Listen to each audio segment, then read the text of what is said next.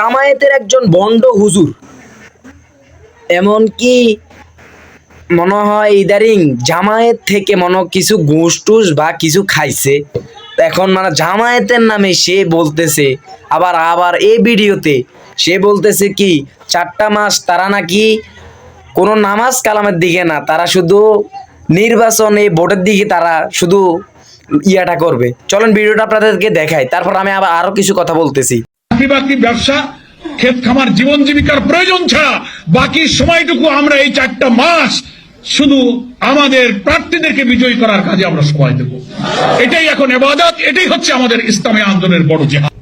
আমি অনুরোধ করব, যে যেখানে বসেন ব্যবসা বাণিজ্য করবেন, নামাজ রোজা করবেন, ইবাদত বন্দেগী করবেন, পরিবারকে সময় দিবেন, তার মধ্য থেকে অল্প সময় হইলেও প্রতিদিন দলের জন্য নির্ধারিত করে রাখবেন। যেখানে সুযোগ পান খালেদা জিয়ার পক্ষে, বিএনপির পক্ষে, তারেক রহমানের পক্ষে, ধানের শীষের পক্ষে, বাংলাদেশের স্বাধীনতা সার্বভৌমত্ব রক্ষার পক্ষে আপনার আমার পবিত্র জবান অবশ্যই কাজে লাগাতে হবে।